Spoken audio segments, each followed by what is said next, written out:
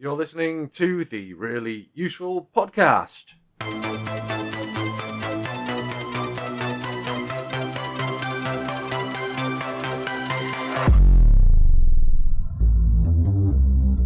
We are the tech podcast for technophobes from makeuseof.com. My name is Christian Corley, and with me on this week's show is Megan Ellis. Hey, Megan, how are you? I'm good, thanks, and you? I'm reasonably well, thank you very much for asking, although it has just started raining really heavily, so if you can hear that in the background, that's what that noise probably is. So we're going to discuss, as we do normally, a topic which can help you make better use of your technology. And I just wanted to say a big thank you to everyone who tuned into our first new episode. We hadn't done a show since March, so I think that went live in early April. Since, in the past 4 days, at the point of recording this, since that was published, we've had 300 listens, which I don't know how many of those returning listens at this point, but that's the sort of number that we were our kind of median number when the show was running before the lockdown. So those of you who've come back, thank you very much indeed for coming back to the Really Useful Podcast. And that was really, really touching. I was expecting maybe 50, 60 listens and having to rebuild the audience up again, but it's really great to have you all back with us there. So thank you again. This time, Megan, we're going to be talking about reasons that you should be using Facebook, aren't we? Definitely. Now, usually we kind of think, well, don't use Facebook because it has privacy and security issues as long as your arm and your neighbour's arm and Mr. Tickle. And those things still stand up. But in times of perhaps, let's call it social upheaval, because this could apply at any time in the future, there are good reasons to be using a social network like Facebook that has various connectivity options for you, help options, things that you can do to gather people, and generally help you stay sane, I suppose, isn't it? Give you that element of human connection, and very much, like if you already have Facebook and you're kind of on the fence about whether to keep it or not, there are some benefits to the social network. It's not all bad. It's not all data harvesting. So looking at some of the benefits that Facebook does have, especially in terms of connection and during times like these where we're socially distancing. Yeah. Now, I'm obviously in the UK, and I am interested to know, because we have a kind of semi-lockdown thing going on here in the UK. How is it in South Africa? We are now on level 1 lockdown, which is the lowest level of lockdown. So, South Africa has had quite a strict lockdown in comparison to other countries. For example, our maybe level 3 is probably stricter than most countries, like strictest lockdown. We have a mask mandate in public, even during level 1. And it's level 1 is the first time I think that we're allowed like social visits, and only recently has domestic leisure travel been opened up, and also now we're accepting business travel from some countries and then tourist travel from some low-risk countries. So it's still very much people are distancing, very much in public awareness. It is legally mandated to wear a mask in public. And people are still very cautious because it was only maybe 2 weeks ago that we entered level 1. So we're very kind of tiptoeing around worries about a second wave. Okay, so that's quite interesting. Here in the UK, it's very kind of, yours sounds like very formalised and like everyone knows what they're supposed to be doing, right? So in the UK, it's pretty much, you do this, no, you do this, over there you do that. And us over here, we'll do our own thing. So, and it's nothing to do with you, what we're doing. Oh, no. It's entirely our business. Takes their mask off and has a drink and a burger. But anyway, that's just UK. So, we're going to look for positive reasons for using Facebook. And I think this segs nicely into what we were just talking about. Ways that Facebook can help with your mental health. It has features available to you when you're having a crisis. I'm just going to go through these and then we'll have a little chat about them. So one of the first things Facebook's done is banned triggering images. It has offered a support system for groups with mental health, or has offered support groups for people with mental health issues.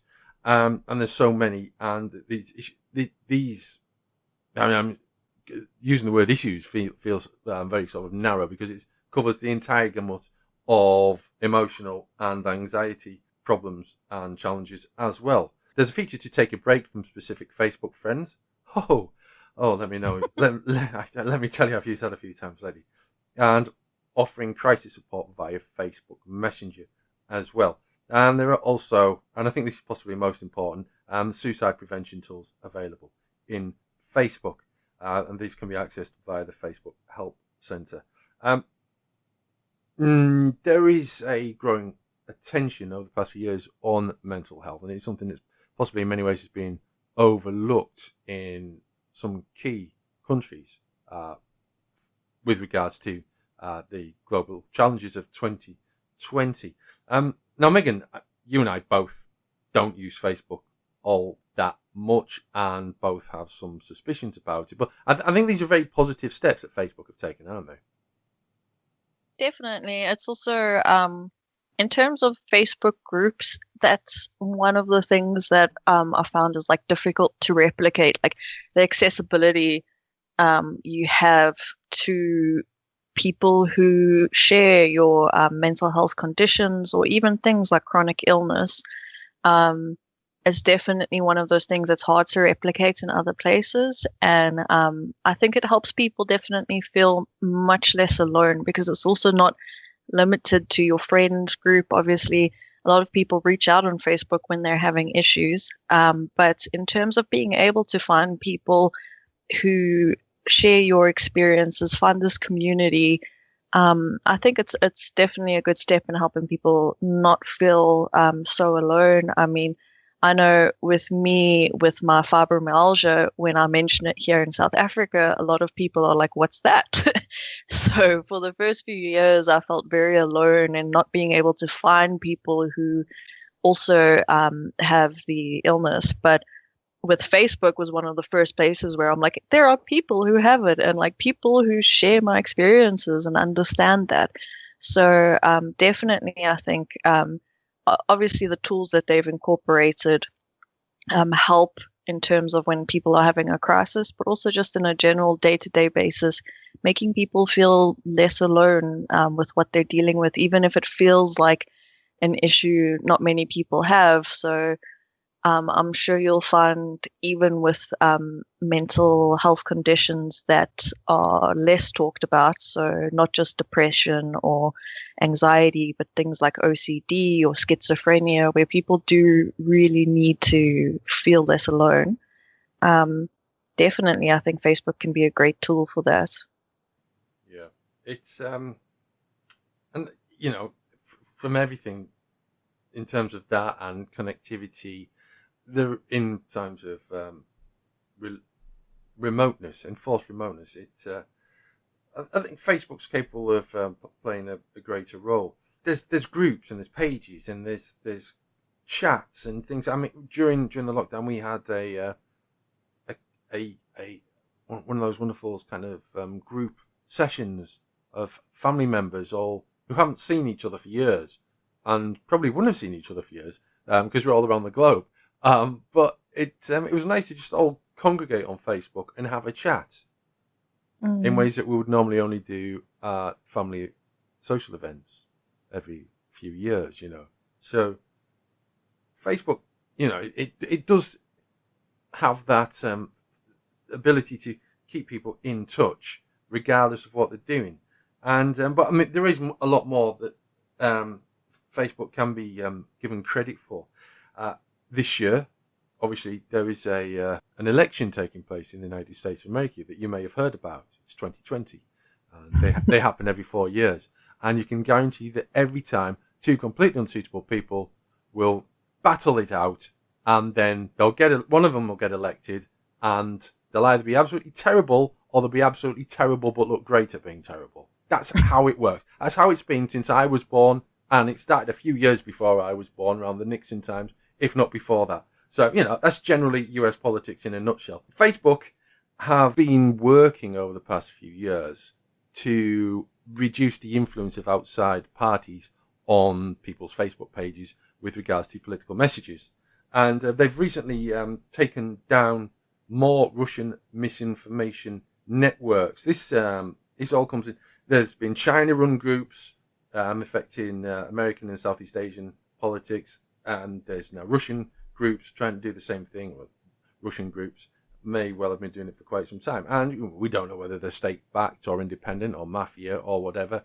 I suppose ultimately it doesn't really matter, because nothing ever happens in a kind of concrete sort of way. There's never really any major repercussions for whoever's carrying these things out.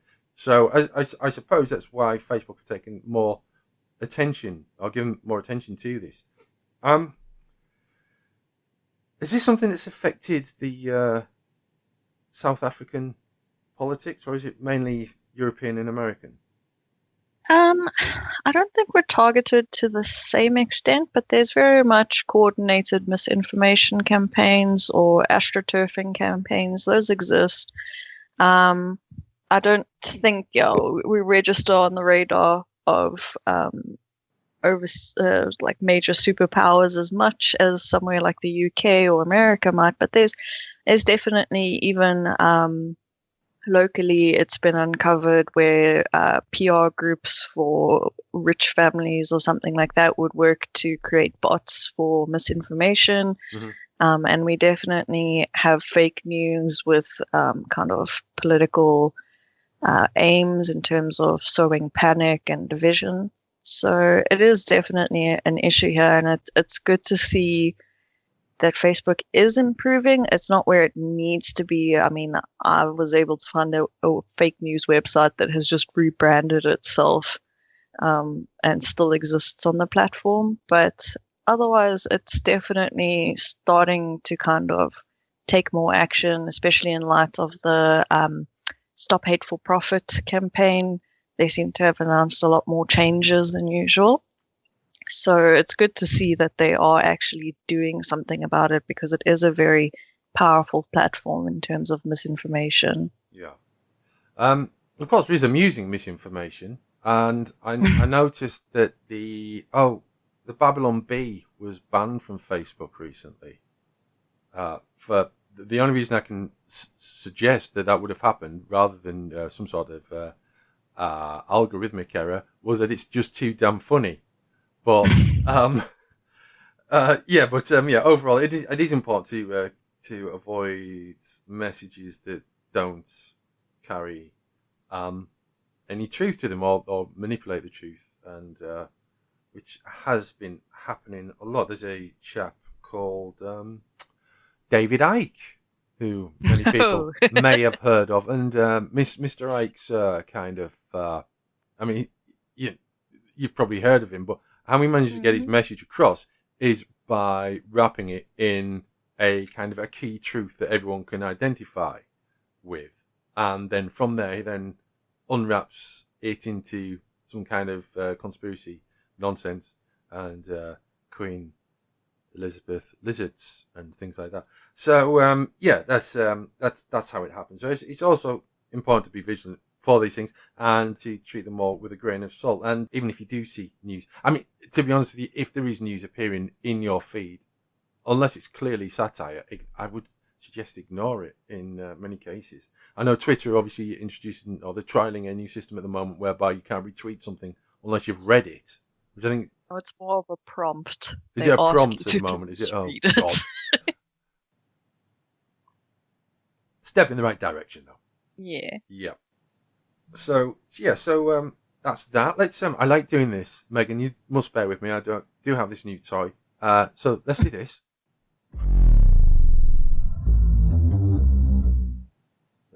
That's the serious bit now. No, serious on this show? No chance. Facebook, as I mentioned before, and I was going to come into this, and then I got sidetracked slightly. It has a watch together feature on Messenger, which it's unveiled in September 2020, which lets you have fun with friends no matter how far apart you are. You can basically use it to access the watch together feature on iOS and Android and view the same Facebook watch videos that your friends are watching. So you can all watch this stuff together. Now, I'm kind of picky with who I watch things with. There's very few people that I would happily watch things with, and one of them doesn't have Facebook, so that's out. So it's not really a feature that I would use, but it is straightforward. You start a watch session in a video call or create a messenger room, and you can watch videos with up to 50 people in a messenger room. We'll be looking at messenger rooms in a moment. Is this something you would use, or have you used it already, Megan? I haven't tried using it, mostly because I either watch series with my partner or alone. But it seems interesting. I'd be very tempted by a community to watch that with people. What I like about it is it seems relatively easy to use, and definitely if Facebook rolls out more video content on the platform, it would definitely be useful that it's not like just Facebook videos or Facebook watch videos.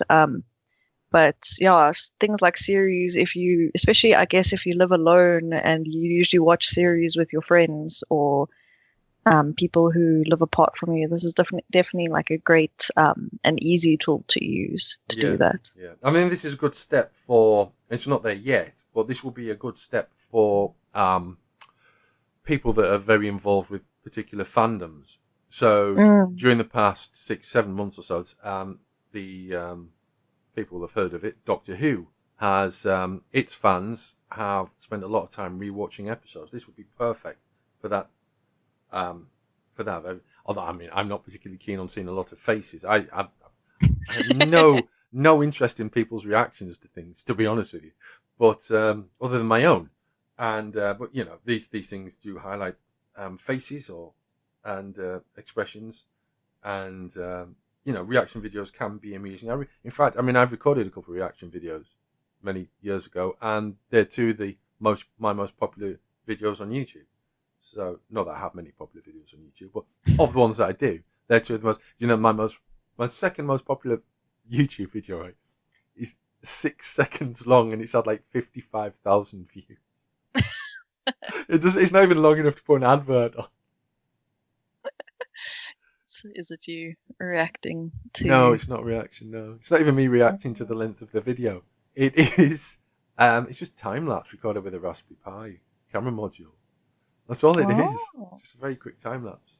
But yes. So yeah, you can use Facebook to just get together with your friends and watch the same thing. And there are obviously opportunities for that, like football matches, key must-watch TV, the kind of the stuff that you would normally talk about at work the next day, that sort of show. So there's opportunities for that, and we're not quite there with that yet. And maybe other providers will step in there.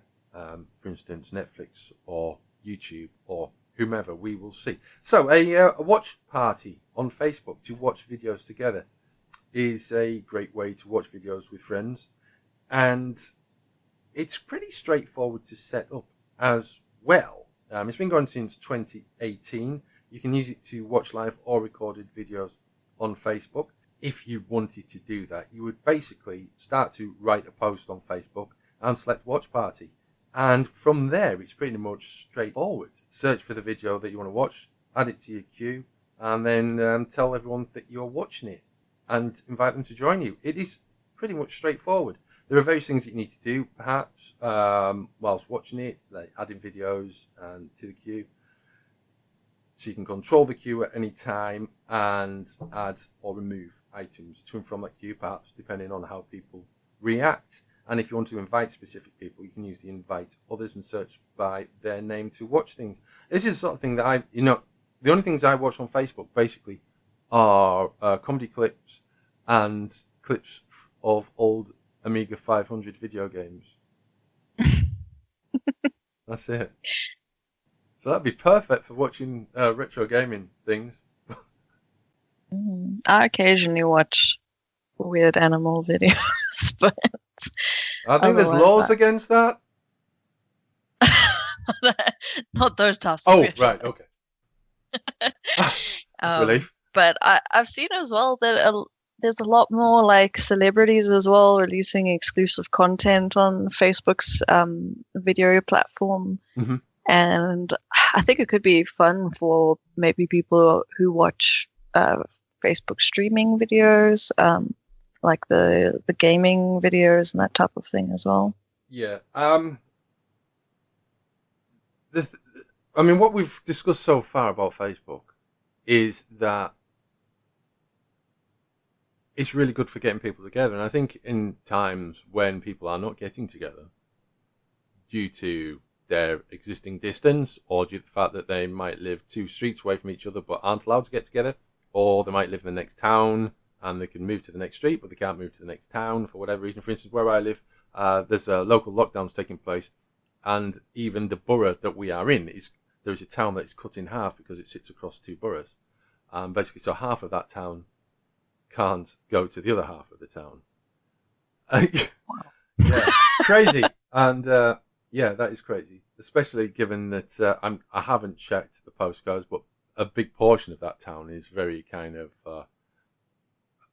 well off, shall we say. So I don't know which half has been locked down and which half hasn't.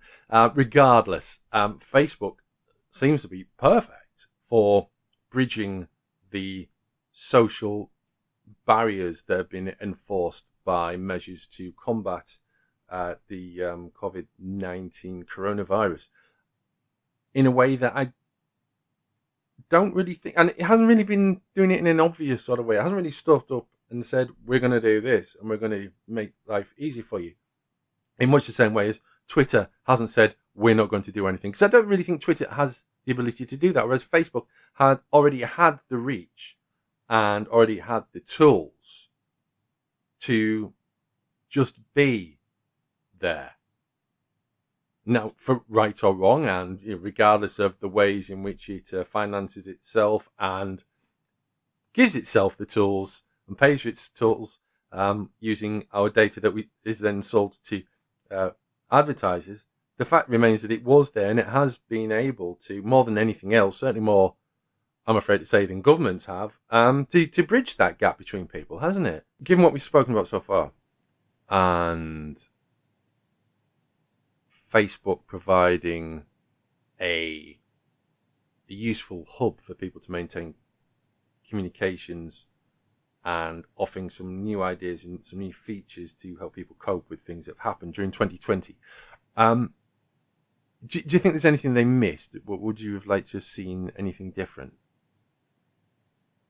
I don't know. I feel like there is a gap in terms of things that make you feel happy and good. Mm-hmm. And Facebook tends to have a lot of engagement on things that divide or cause rage and that type of thing. And that's why you'll see things showing up in your timeline that make you sad or have a negative reaction. And maybe they could have done better on that, because I think maybe during these times, seeing that other people are kind of also dealing with things but coping, that type of thing, I think that could have helped.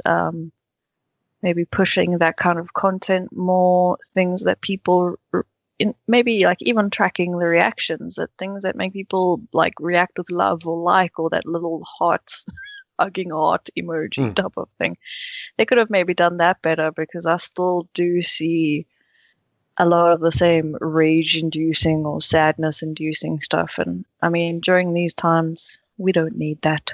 No, we certainly don't. I'm thinking, if I go on YouTube, I can quite easily select a video to watch, and then YouTube will select similar videos. Now, Facebook does have that kind of function, but it feels like maybe it could be more front and center at the moment. I think, same for music. I put on a YouTube video of a pop song, and I will then get suggestions of similar pop songs, which I can form into a playlist. And again, Facebook has the features to do that, but again, it's like you have to click a few tabs to get to it, rather than it being a main part of it. And certainly following Facebook's really frustrating redesign of late, which everyone could see that it needed a redesign, but I'm not convinced that this redesign is the redesign it needed. It does feel as though maybe it's not quite as easy as it could be to get to things like that can make you feel better. I feel especially, it's there, it's possible with something like Instagram. They're starting to realize that I really enjoy cute animal pictures more than anything else. And now they're suggesting, especially in the videos and stuff, they're like, oh, look, there's another cute animal here. Like, oh, look, here's a hedgehog and a cat that are friends. So the capabilities are there. And I feel like they're missing on that potential. Because they obviously can see what we engage with. I guess it depends person to person, but they could have shifted the algorithm just to be kinder on our minds for a bit. Yeah, possibly. I mean, we say this and with good reason, but again, the other side of the coin is that we have, as a society, invested so much information and time into Facebook that it feels as though that it would be great if Facebook could do that, but maybe it really is in our hands to decide whether we want Facebook to do that or not. It's a tricky balance to find for Facebook, I think. And I'm by no means a defender of Facebook.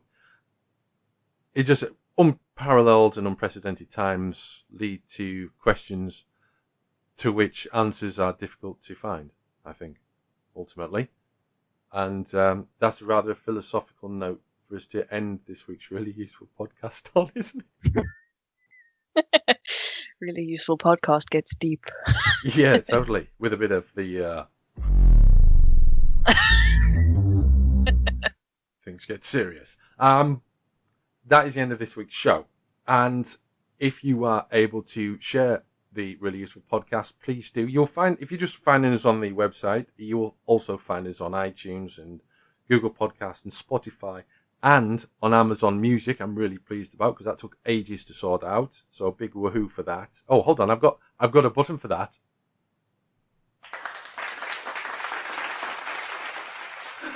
Thank you. And yes, thank you all. So we're on those 4 platforms, and pretty much anywhere you will find your podcasts and podcast players, and however. So subscribe, share, please, on Facebook and Twitter and anywhere else you share material that you like to people to listen to. And we are hoping to, or we aim to, help you make the best use out of your tech.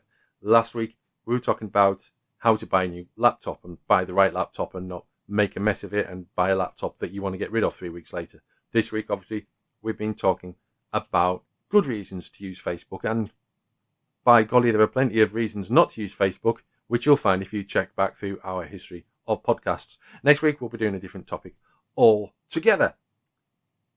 In the meantime, visit makeuseof.com for the latest reviews and news and tips and tutorials and how-to guides and all those types of thing. And from me, Christian Cawley, and from Megan Ellis, it's goodbye from the Really Useful Podcast.